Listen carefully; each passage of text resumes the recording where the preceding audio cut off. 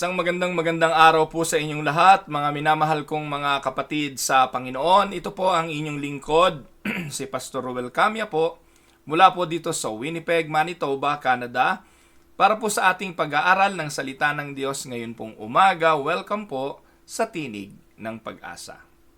Ang ating pong pag-aaral sa umagang ito ay pinamagatan ko pong The Stability of Our Times. Samahan niyo po ako at atin pong basahin ang sulat po sa aklat po ng Isaiah chapter 33 verses 5 hanggang 6. Atin pong basahin. The Lord is exalted, for He dwells on high. He will fill Zion with justice and righteousness, and He will be the stability of our times. Abundance of salvation, wisdom and knowledge, the fear of the Lord is Zion's treasure. Pagpalain nawa ng Panginoon ang pagkabasang ito at pagkadinig ng kanyang banal na kasulatan. Sa araw pong ito, ang ating pag-aaralan ay may kinalaman sa stability. So bilang pagsisimula po ng ating pag-aaral, ito po ang nais kong itanong sa ating lahat. Where is stability today? Meron po ba tayong stability when it comes to economy? Stable po ba ang ekonomiya? When it comes to peace and order, meron po bang stability sa peace and order? When it comes to our faith in God, yung ating relihiyon at pananampalataya, stable po ba? Kumusta yung ating mindset? Stable po ba ang ating mga isipan? Yun pong ating relationship. Kumusta po ang inyong relationship status? Ito po ba'y stable? Where is stability today? Mga minamahal na mga kapatid, in a world plagued by political unrest, moral confusion, and even spiritual apathy, people are desperately looking for something to hold on. Ang bawat isa ay naghahanap ng isang bagay na pwede nilang kapitan, pwede nilang hawakan para sila'y maging stable. Kumusta po ang ating mga hanap buhay? Stable po ba? Kumusta po ang ating finances? Ang kalagayan ng ating mga pagkatao? At palagay ko po, most of the answer to those questions na ibinigay ko ay naandoon tayo sa aspeto ng pagiging alanganin sa kalagayan ng stability ng ating mga buhay. Sapagkat totoo naman na ang bawat isa ay naghahanap ng pwede nilang makapitan. People look to money, to power, or knowledge to find security, but everything feels unstable. Tama po ba mga kapatid? So, ang ating pong talatang binasa ay katulad po ng mga sitwasyon na kinalalagyan ng maraming mga mamamayan ngayon. Just like the people of Judah in Isaiah's time, we live in a turbulent times. Sa panahon po na isinulat ni Isaiah ang sulat na ito sa chapter 33, makikita po natin na yung bansang Assyria ay tinetreten ang Jerusalem and the people were tempted to seek help. Alam niyo po kung saan humingi ng tulong ang bansang Israel? They went to Egypt to seek help para labanan ang mga Assyrian. Very unlikely na pupunta sila at hihingi ng tulong sa mga Egyptians, kung saan ito namang mga Ehipsyo ang mahabang panahon ay naging kalaban din nila. Hindi po nila kakampi ang Egypt. Pero nanghingi po sila ng tulong dyan dahil sa banta ng mga Assyrian. So ganito po ang nangyayari madalas sa buhay ng bawat isa. Sa halip na tumakbo sa Diyos, in an unstable situation of life, instead of running to God, we run to somewhere else. We go for help and seek assistance ng iba sa halip na sa Diyos. So ano pong makikita natin dito? Si Isaiah, pinaalalahanan ang bansang Israel that true stability comes not from alliances or human wisdom, but from the Lord Himself. Likas po sa atin yung humahanap tayo ng masasandigan. Ang bansang Pilipinas, dahil po sa mahabang panahon na naging alipin naman tayo ng mga colonizers, naging alipin tayo ng mga Kastila, mahabang panahon, naging alipin tayo ng mga Hapon, naging alipin tayo ng mga Amerikano, napakaraming mga bansa ang siyang umalipin sa atin sa bansang Pilipinas. Kaya sanay na tayo na merong sinasandigan lagi eh.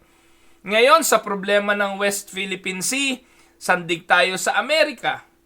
Sa pagtitiwala na ang Amerika kaya tayong isalba kapag nagkaroon ng digmaan laban sa China. So we always want something that we can hold on to, that we can hang on to for stability. Pero ang tanong, sila po ba at ang mga bagay-bangang ito ang pwedeng matibay nating sandigan? Katulad ng bansang Israel, sa halip na sa Diyos sila pumunta, naghanap sila ng masasandigan, Ehipto ang napili nilang paglaanan ng kanilang pagtitiwala.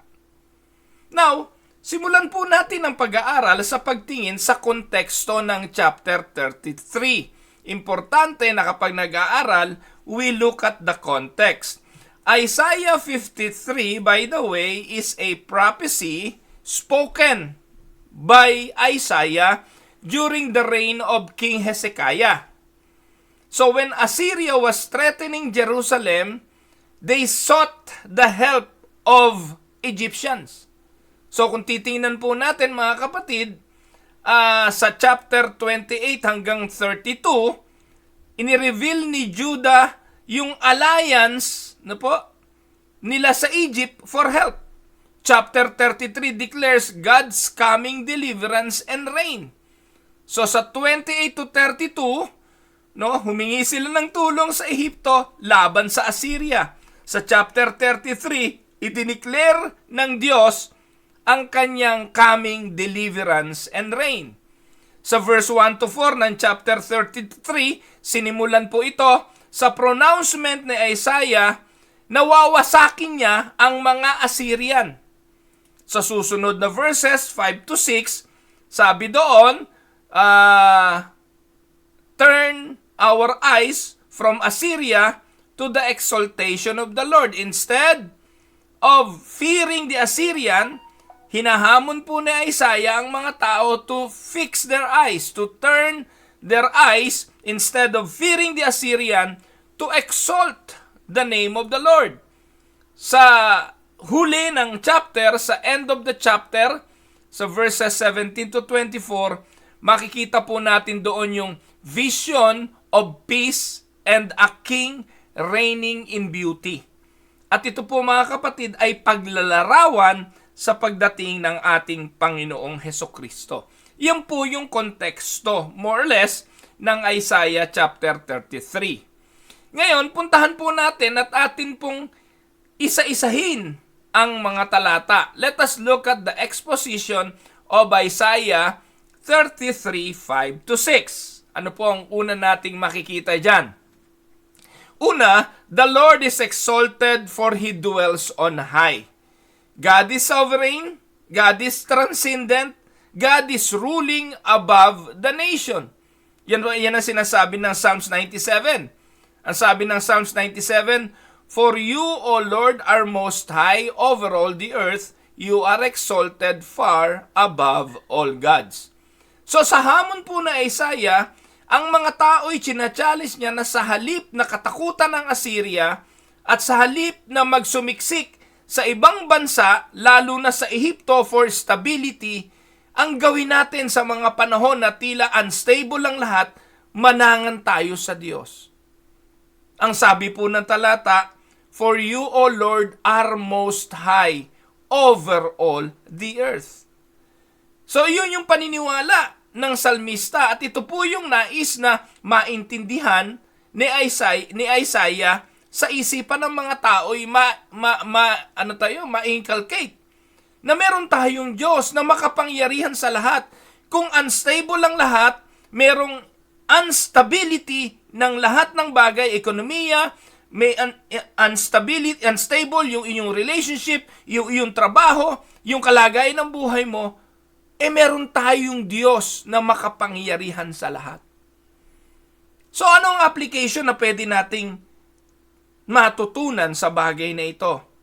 Mga kapatid, in a time when human leaders are idolized, during the time that human leaders are feared, we must remember that God is on the throne. He is not absent but reigning in power.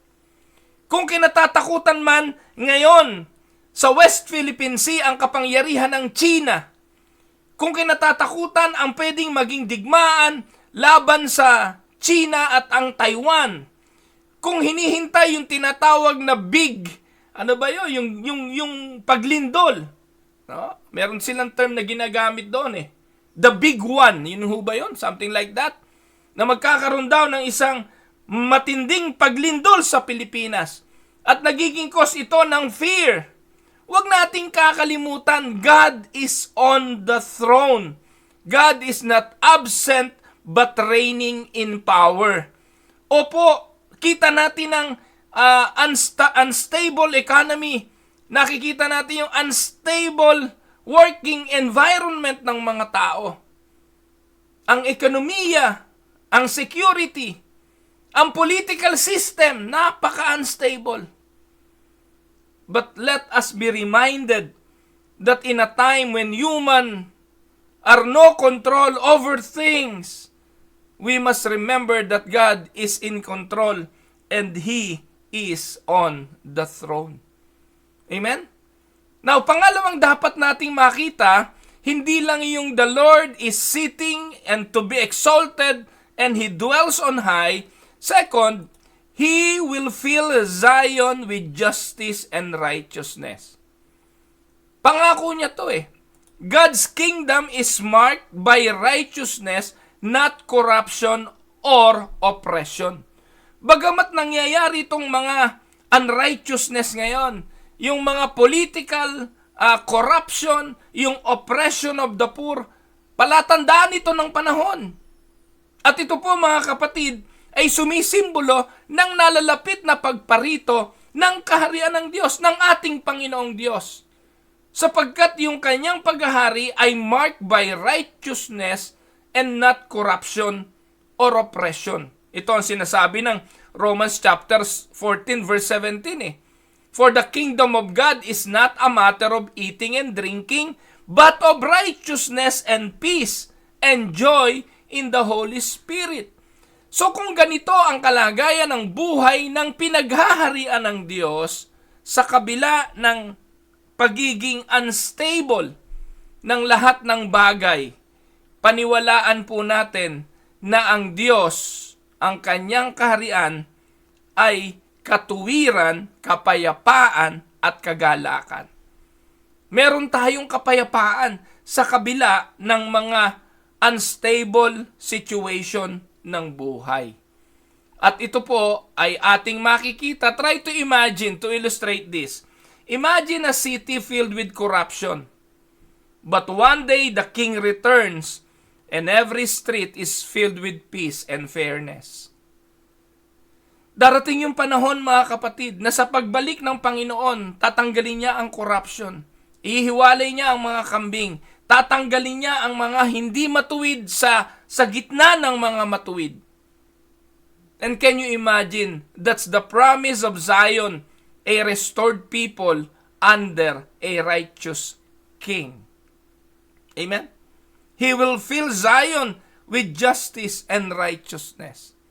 Kaya kung punong-puno man ng unstable situation ng buhay, wala tayong masandigang matibay na sandigan, darating yung panahon na ang Diyos ang magtatama ng mga bagay na mali, siya ang magsasaayos ng mga bagay na hindi tama. Pangatlo, He will be the stability of our times. And this is the theme of Isaiah chapter 33. In Hebrew, itong phrase na ito means firmness, faithfulness, foundation. That is stability. God is not just a comfort in heaven, but He is the anchor for His people now. Alam niyo ang purpose ng anchor?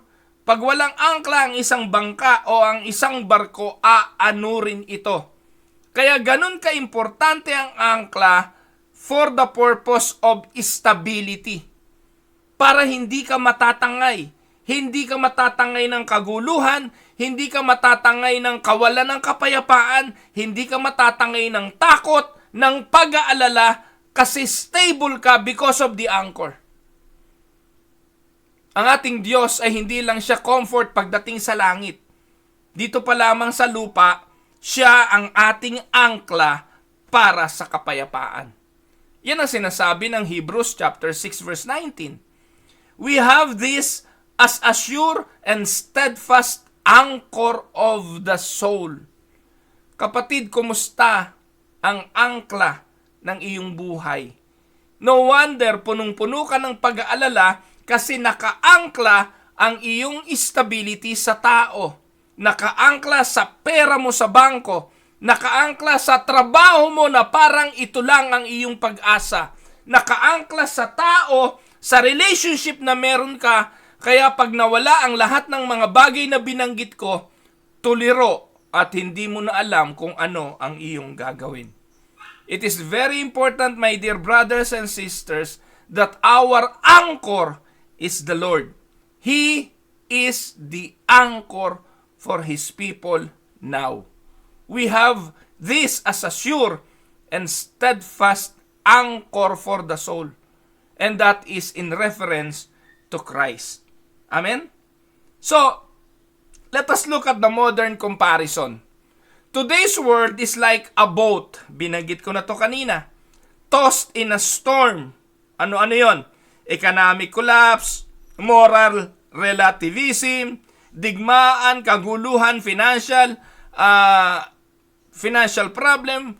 But those who fear the Lord have an unchanging foundation. Yung mga nananampalataya sa Panginoon, meron silang angkla para sa kanilang kaluluwa. He will be the stability of our times. Amen? Pangapat, nag-aalok ang Diyos ng abundance of salvation, wisdom, and knowledge. Yan po yung binabanggit ng talata ng verse 5. God offers not just survival, but abundant spiritual resources. Ang unang binanggit, kaligtasan. Galing yan sa Diyos. Ano yung kaligtasan? Deliverance from sin and judgment. God offers wisdom. Ano yung wisdom? Skill for living righteously. Ang karunungang ito ay may kinalaman sa kahusayang pumili ng mga bagay na matuwid at hindi magpadalos-dalos sa paggawa ng mga bagay na hindi kalugod-lugod sa Diyos. Aside from wisdom, ay yung knowledge. Ano yung knowledge? Ito yung deep understanding of God and His will. Kaya ang sabi ni Apostol Pablo sa Colossians chapter 2 verse 3, in Christ are hidden all the treasures of wisdom and knowledge. Galing sa Panginoon ang wisdom and knowledge. At ito'y produkto ng ating kaligtasan. Amen? Anong iniaalok? Abundance of salvation, wisdom, and knowledge. Panlima, the fear of the Lord is Zion's treasure. Ito yung binabanggit sa verse 6. This fear is not terror, but reverent awe that produces obedience and worship. Diba sabi ng Kawikaan 1:7, the fear of the Lord is the beginning of knowledge. Ecclesiastes 12:13, fear God and keep His commandments, for this is the whole duty of man. Kaya sa ating pananampalatayang Reformed, we emphasize that true fear of God flows from regenerate heart, transformed by grace alone, through faith alone, in Christ alone. And this fear treasures God above all. Kaya napakahalaga na meron tayong pagkatakot sa Panginoon.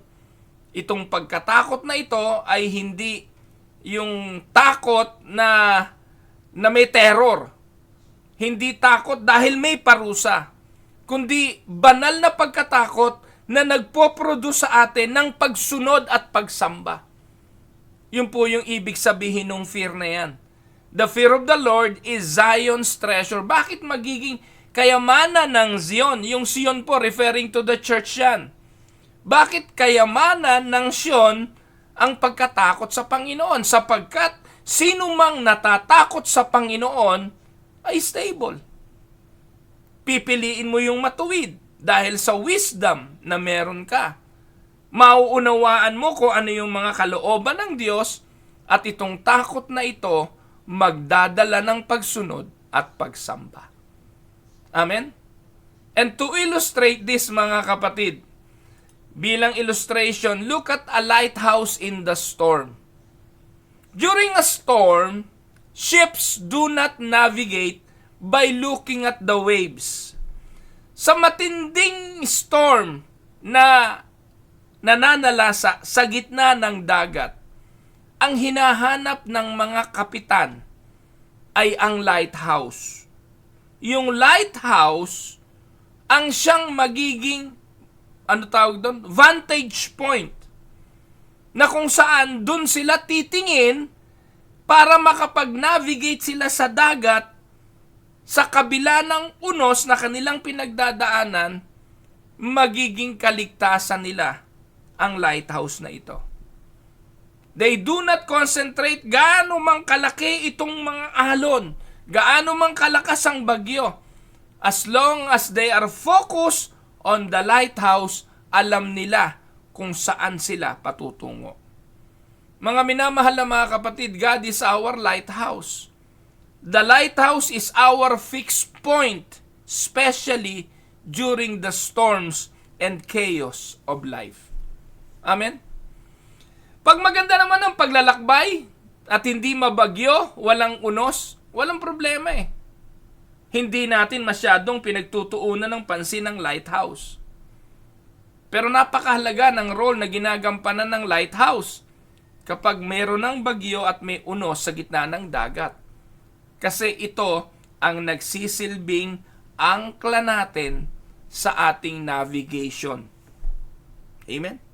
Sa paglalakbay sa buhay na ito, tandaan ninyo, hindi payapa ang buhay. Sa paglalakbay sa buhay na ito, parating maunos.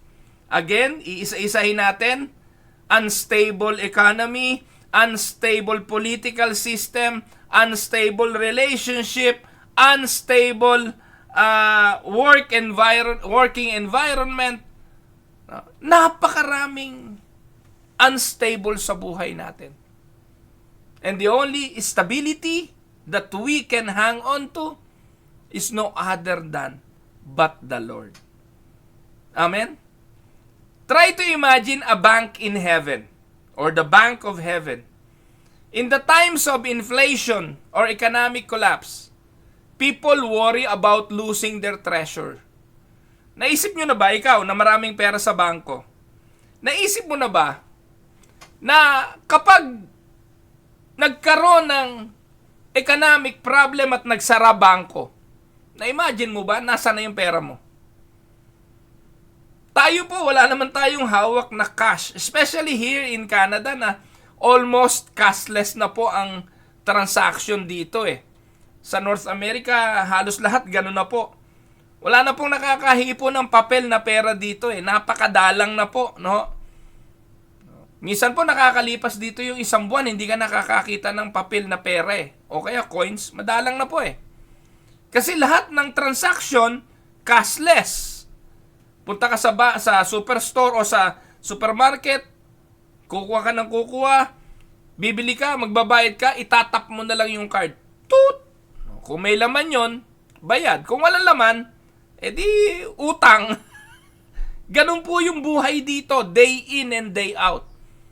Pero na-imagine mo ba, kapatid, isang araw at nagsara ang mga bangko, nasaan ang pera mo? In times of inflation or economic collapse, ano ipambibili mo? Nobody will sell and you can no longer buy. Kaya wala nang silbi ang pera pagdating sa ganong mga panahon. Kaya ang hamon po ng banal na kasulatan, ilagak natin ang ating kayamanan hindi sa mga bagay ng sanlibutan ito.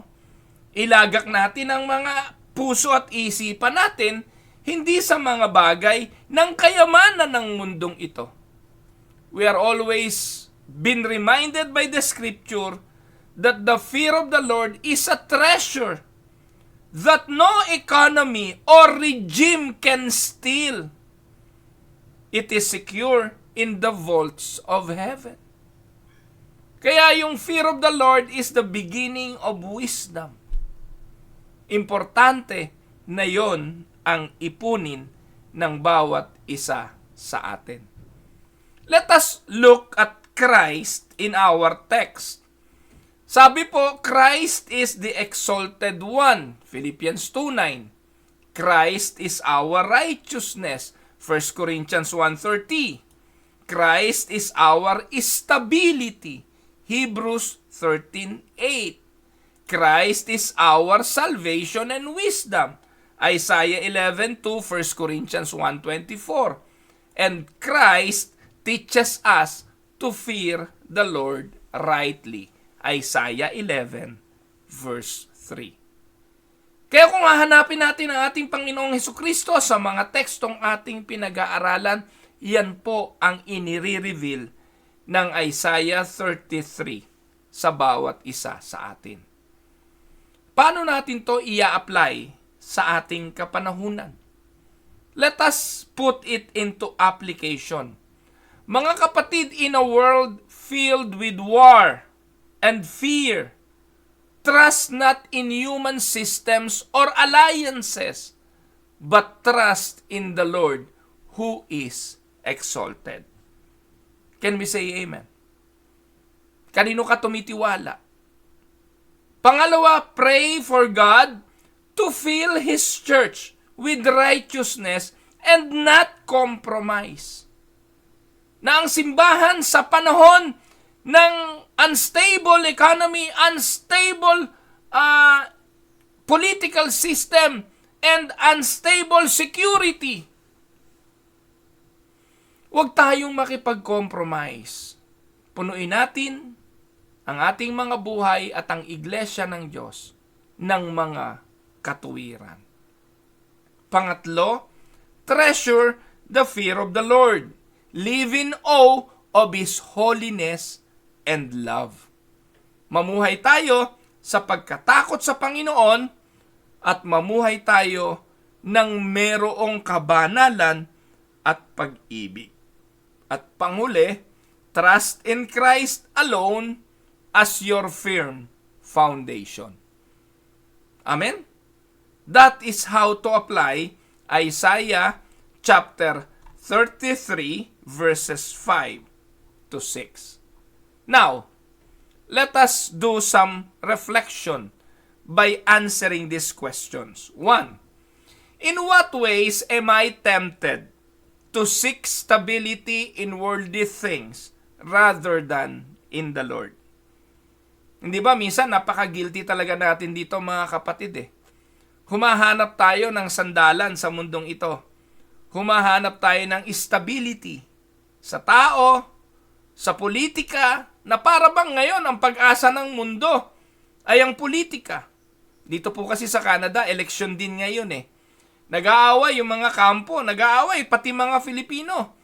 Kasi meron pong isang kandidatong Filipino ng Conservative Party.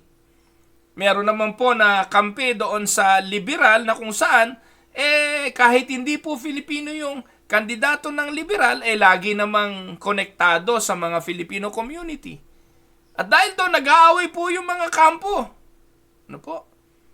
Mismo mga Filipino nagbabangayan sa Facebook na para bang ang kanilang pag-asa ay nasa mga politikong ito. Sa Pilipinas din, hating-hati ang bansa. Ngayon pa lang, no?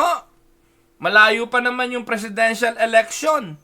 Ngayon ay local election pa lamang. Parang ang mga ini-elect ngayon, mayor, congressmen at saka mga senators.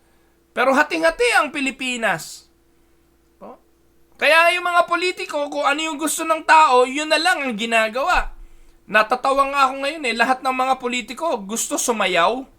Wala kayong makikitang politikong hindi sumasayaw na para bang ang pangkuha ng boto ng tao ay pagsasayaw, nagbubudots-budots at kung ano-ano pa. At ito naman mga tao, kanya-kanyang manok, pinagsasabong yung kanilang mga politiko na parang nando ng kanilang pag-asa sa mundong ito. Kaya yung tanong, in what ways am I tempted to seek stability in worldly things or in the Lord?